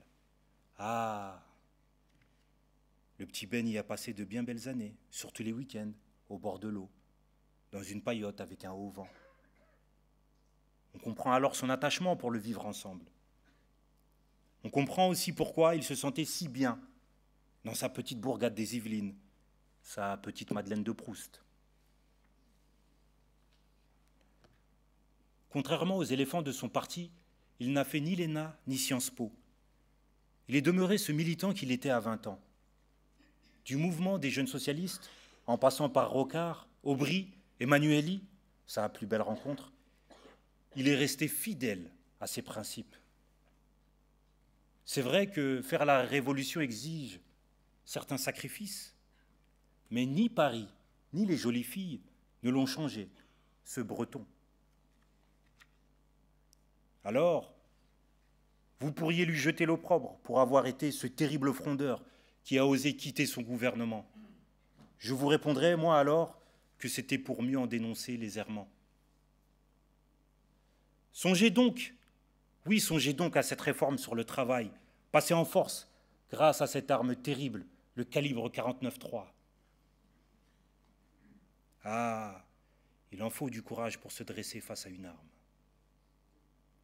Cette idée de faciliter les licenciements pour en contrepartie, faciliter les embauches, est loin d'être idoine. Alors a fortiori quand on est de gauche. Sachez, mesdames et messieurs les jurés, que lui a quitté son poste de ministre par respect pour ses électeurs, pour ses convictions. Entre nous, pensez-vous vraiment que M. Valls soit arrivé à Barcelone juste par conviction? Et que dire du retour soudain de M. Collomb à Lyon? À croire qu'en politique, la retraite n'existe pas. Songez encore à ces heures terribles où il était question pour ce gouvernement dit de gauche de déchoir de leur nationalité certains de ses ressortissants illuminés par leur aveuglante bêtise. Terrible bêtise également était de croire que tous ces terroristes étaient tout sauf français. Lui, comme d'autres, n'avait-il pas raison de dénoncer ce gouvernement alors plongé dans l'obscurantisme populiste? Enfin, vous pourriez dire que Benoît Hamon serait ce communautariste complaisant qui cède facilement aux extrémistes. Moi, je vous dis qu'il rappelle seulement que la loi de 1905 existe et que croire ou non au Saint-Esprit relève avant tout de l'intime et que cela ne saurait être imposé ni à l'un ni à l'autre. Comme si ceux qui désignent l'extrémisme n'étaient pas eux les plus extrêmes dans leurs opinions. Si Benoît Hamon a bien des vices, il faut quand même lui reconnaître une vertu. Il a tenu parole. D'ailleurs, vous êtes là ce soir, malgré cette crise. Tel Sisyphe, le héros de la mythologie qui défia les dieux, il reprend sa route, heureux, pour les nouvelles générations. Savez-vous le plus drôle dans tout cela? C'est que cet immense rocher, oui, cet immense rocher que pousse Benoît Hamon, qui représente les conquêtes et les avancées sociales, une fois arrivé en haut de cette montagne, eh bien ce rocher tombe toujours du même côté, à gauche.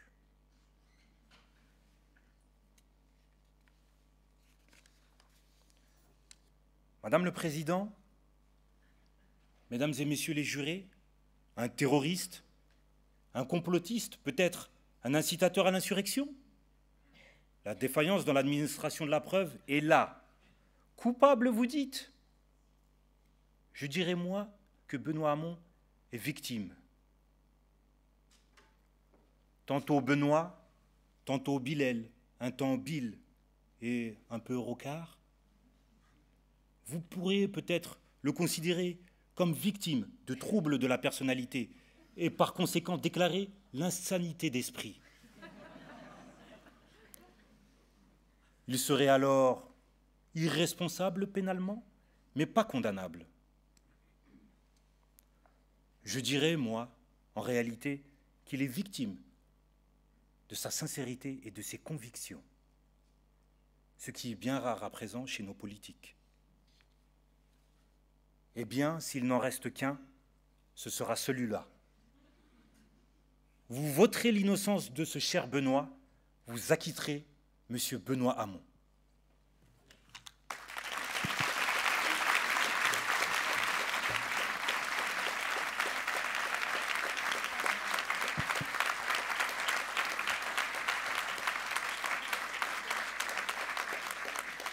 Maître, nous vous remercions. Monsieur Hamon, vous êtes l'accusé.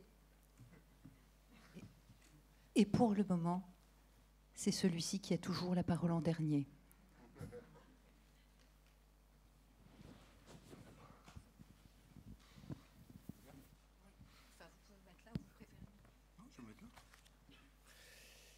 Bien. Bonsoir à tous. Je dois vous dire que c'est vrai que, vu les circonstances, aujourd'hui, et je ne sais pas les dernières informations, ce matin, je réservais au fond de moi ma décision de venir ou pas, selon la manière dont évoluerait la situation qui évidemment nous préoccupe tous, à savoir si le mouvement auquel nous assistons aura davantage la portée d'une crise sociale traditionnelle, classique, qui ébranle le gouvernement, mais au fond préserve les institutions, l'équilibre de la société, l'ordre social, l'ordre économique. Est-ce qu'il y aura davantage que cela ou pas? Et bon, en fait, en réalité, je me suis décidé à venir et à ne pas passer un coup de téléphone vers midi en disant que c'était quand même, c'était un peu curieux de me défausser à ce moment-là, mais c'est vrai que je me suis posé la question. Je vais quand même en dire un mot, pas maintenant, mais c'est le discours de Madame la bâtonnière ou Madame le bâtonnier, moi je vais dire la bâtonnière, hein, si vous m'en voulez pas, qui m'a inspiré. Mais je voudrais avant vous dire que c'est le barreau de Bobigny. Mais quand on vous donne rendez-vous au barreau de Bobigny pour cette soirée, et que j'appelle le secrétaire général de l'ordre du barreau de Bobigny, il me dit rendez-vous devant le roi Merlin. Je me suis dit, ça s'annonce grandiose.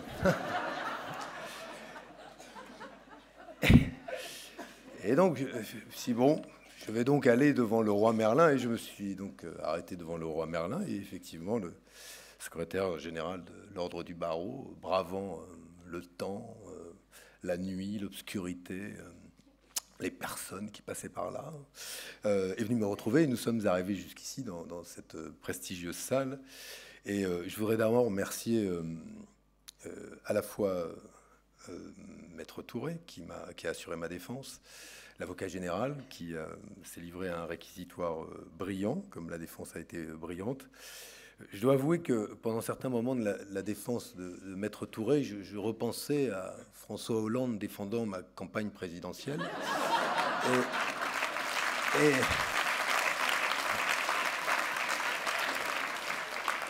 Et lui, que je n'ai pas revu depuis, je me disais que voilà, ça m'a touché beaucoup, et je vous remercie de ces gentils souvenirs que j'ai pu partager avec vous. Et puisqu'un sujet est revenu dans vos plaidoiries réciproques, c'est vrai que marchant là au milieu d'entre vous tout à l'heure, je sentais peut-être une petite pointe d'agacement, d'agressivité, celui-là, s'il avait été élu, etc. Et la bâtonnière me disait, vous vous rendez compte, vous savez à qui vous parlez là? Ce sont des avocats de la Seine-Saint-Denis. Avec votre légalisation du cannabis, vous tuez tout le business. Qui va-t-on défendre? Comment voulez-vous que nous survivions? Alors j'avais bien ma solution du revenu universel d'existence, qui, je rappelle, est valable pour tout le monde, l'avocat, le dirigeant d'LVMH, le sans-emploi, le retraité, ce qui permettrait d'ailleurs pour quelques-uns d'entre vous, en tout cas les plus accros à ces substances hallucinogènes, de partager un bédo avec vos anciens clients. Mais bon, ça n'a pas manifestement eu l'air de convaincre tout le monde. Bon, je vais redevenir quand même un peu plus sérieux.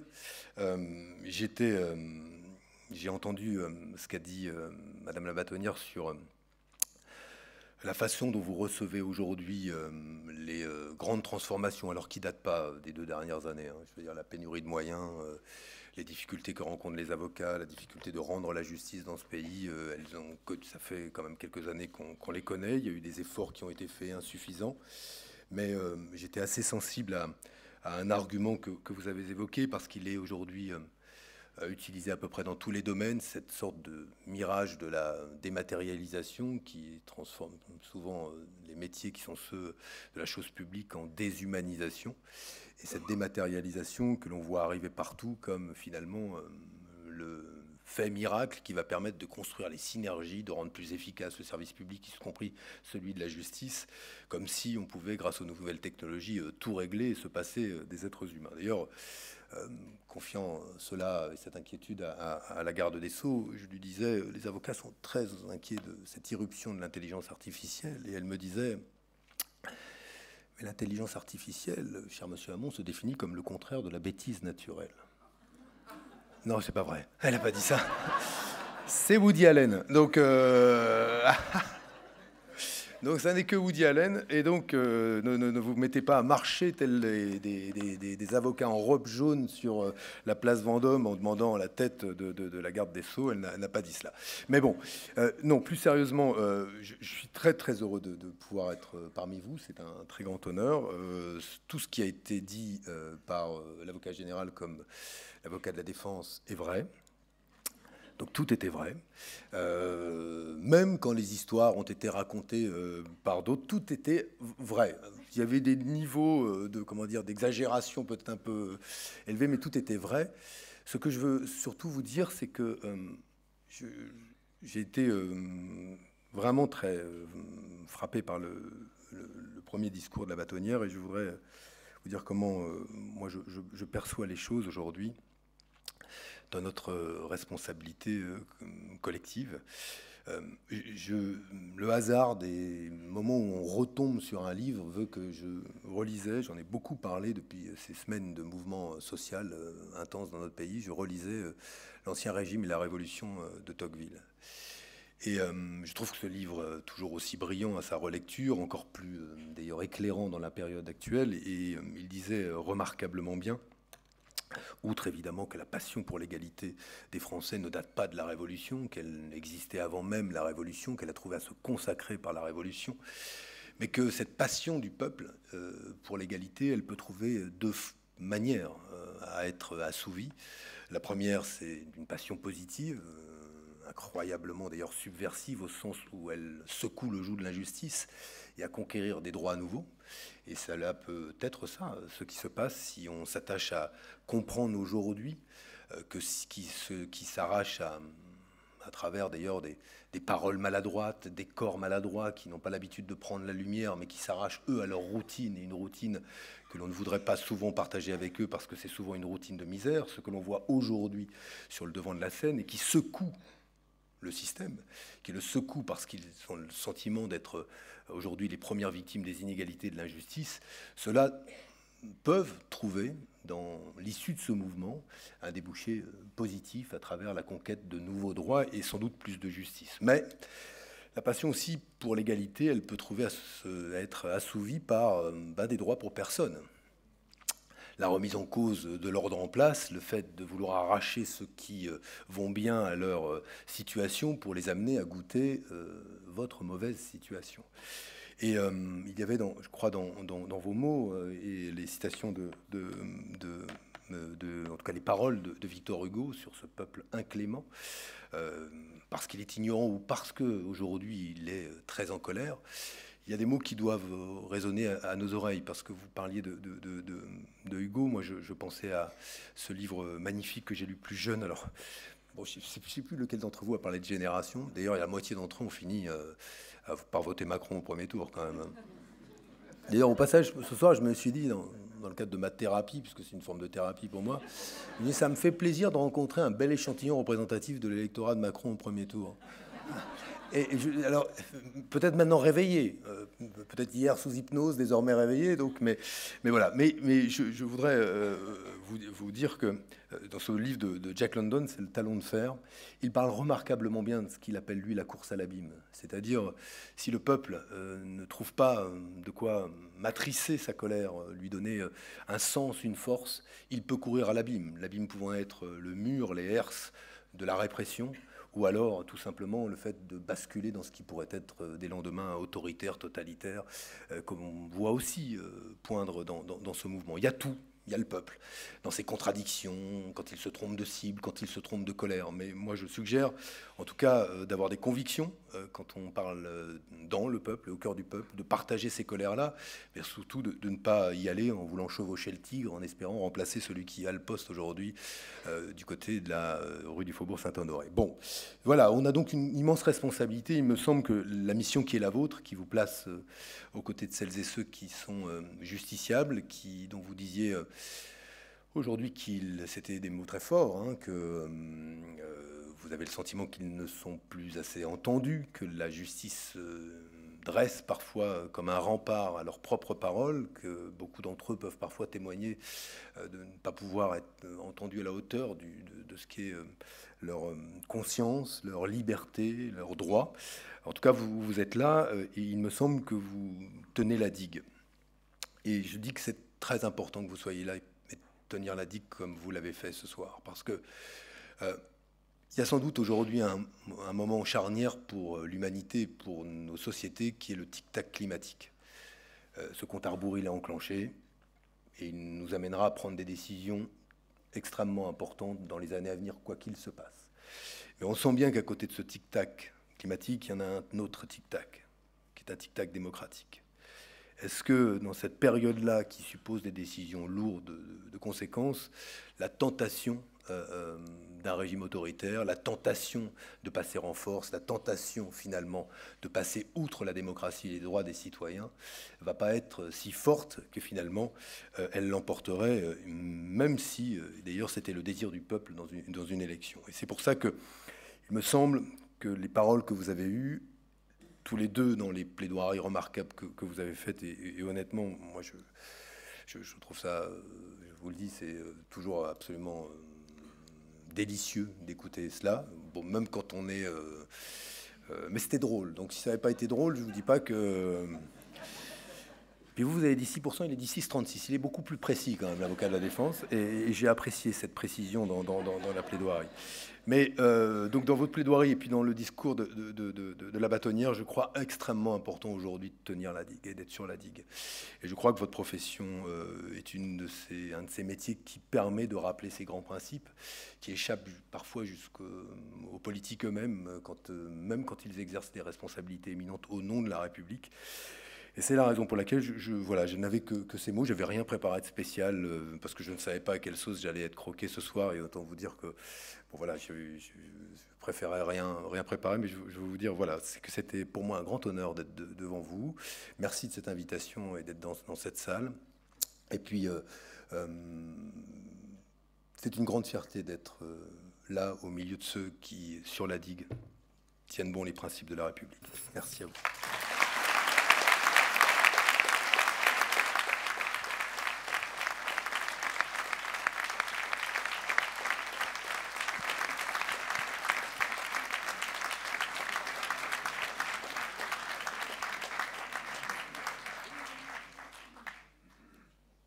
Merci, Monsieur Hamon. La Cour vous a entendu. Elle n'a pas décidé de délibérer parce qu'on est un peu pressé et qu'aujourd'hui on fait des raccourcis, des matérialisations, délibérées, tout ceci. Donc, dans sa grande clémence, la Cour décide de prononcer à votre encontre une peine d'avoir à nous justifier chaque année de votre adhésion au mouvement Génération. Avant de prononcer la clôture de cette rentrée solennelle, je tiens également à remercier notre partenaire, la société Lexbase, qui est représentée ce soir par M. Jenessom et qui a souhaité récompenser nos 2 secrétaires.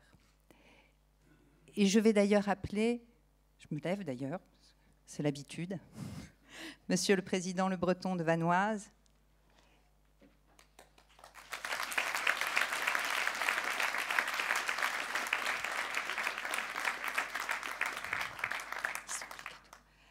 Madame Fabienne Klein-Donati,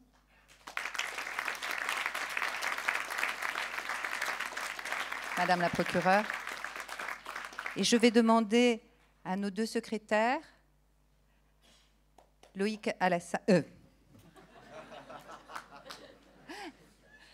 Alassane Touré,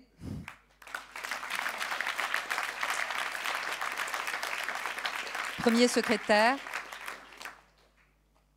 Et vous voulez que je vous donne un petit micro pour le récompenser, mais je ne crois pas. Enfin, vous faites comme vous voulez. Non, j'aurais l'impression d'usurper ma place si je disais quelque chose. Juste que j'ai assisté donc au jury auquel vous m'avez convié pour départager ce concours d'éloquence.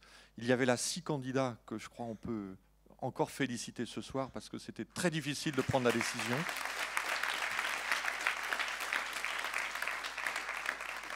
Et après ce que nous avons entendu ce soir, je crois qu'on peut dire à ceux qui en douteraient que la relève du barreau de Seine-Saint-Denis est assurée.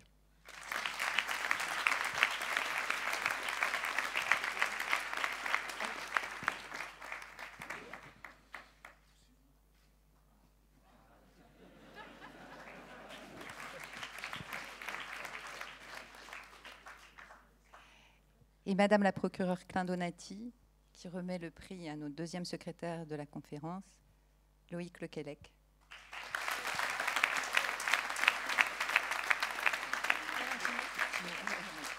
Voilà. Un procureur qui remet finalement un prix à un procureur. d'un soir, un procureur de toujours, j'espère, mais un procureur d'un soir pour ce qui vous concerne. J'ai juste un tout petit mot. J'ai lu il n'y a pas longtemps un article dans Le Monde diplomatique qui traitait de l'éloquence ou du bagou. Et en fait, cet article faisait une petite rétrospective sur des siècles d'éloquence sous l'égide des virtuoses, qui étaient d'ailleurs les ténors des barreaux. Hein. Et pour dire que finalement, voilà, la société de communication faisait que, voilà, on évoluait et que l'âge d'or de l'éloquence avait connu des temps finalement éloignés et se perdait. Pour revenir en force aujourd'hui, et comment elle revient en force, c'est dans tout le tissu social et particulièrement dans les écoles. Et les grandes écoles, comme en HEC, Saint-Cyr, comme en Polytechnique, ont toutes leurs concours d'éloquence, mais pas seulement, aussi l'université, et en particulier l'université Paris 8 de Seine-Saint-Denis avec Eloquentia. Et je pense qu'il fallait aussi parler de ça parce que on est en Seine-Saint-Denis, c'est le 9-3, on est chez nous. Et chez nous, oui, mais ce qui est important, c'est que en fait, les objectifs finalement de la parole, c'est-à-dire de la langue et son pouvoir, hein, évoluent. Et que, à travers les grandes écoles, HEC, tout ça, c'est rechercher la virtuosité, pour les futurs patrons. Mais l'université Paris 8, c'est pas du tout la même chose. C'est en fait libérer la parole, permettre l'expression à ceux qui finalement sont sans voix ou les minorités. Et finalement, je me disais qu'à travers le métier d'avocat, vous l'avez dit très justement, Madame Le Bâtonnier, c'est effectivement faire parler les sans-voix. Mais surtout, c'est apprendre et c'est trouver la capacité à se dire. C'est ça qui est important, et c'est ce que fait l'université de Paris 8 avec Eloquentia, c'est-à-dire c'est permettre tout simplement que des gens puissent prendre la parole pour trouver du travail, trouver une place de citoyen. Hein. Et donc, et vous, à travers votre sacerdoce et votre mission, c'est aussi faire en sorte que on vous aider à cette capacité à se dire et à dire. Voilà.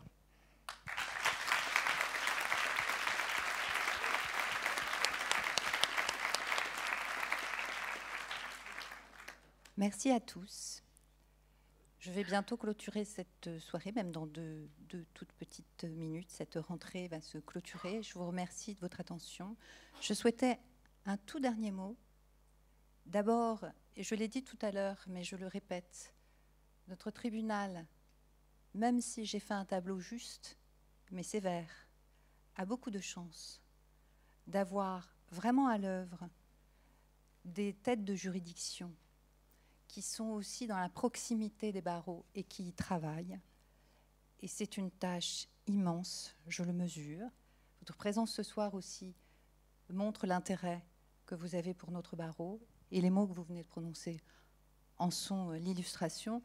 Bientôt, j'étais devant toi. Moi, je suis quasi finie.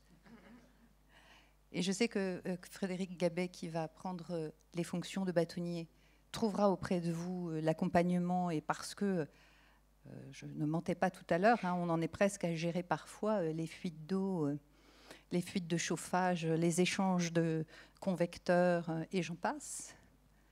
Enfin, vu que j'ai trouvé de l'argent, on devrait facilement régler la question dans les mois qui viennent. Mais je voulais une dernière fois d'abord remercier les membres du Conseil de l'Ordre, mais pas que.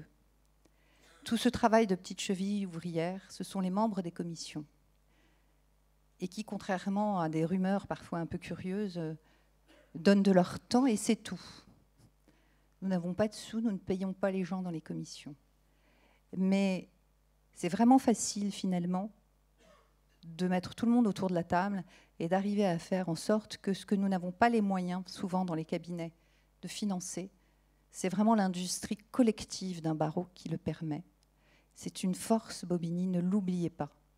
C'est vraiment une force exceptionnelle que nous avons. Peut-être la seule, mais voilà.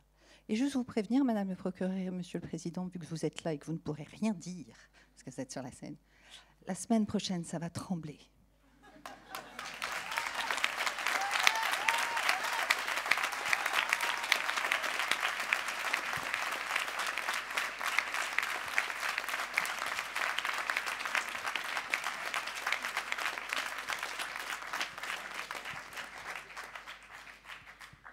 Eh bien donc, je déclare clôturer cette rentrée solennelle 2018. Et maintenant, nous pouvons être gais.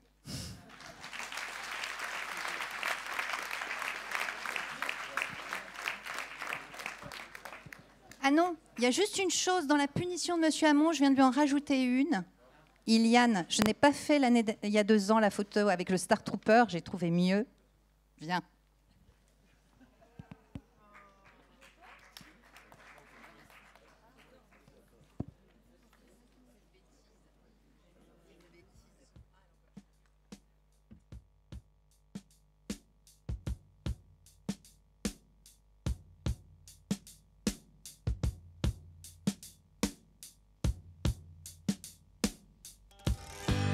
Pushing through the market square, so many mothers sighing. News had just come over, we had 5 years left crying.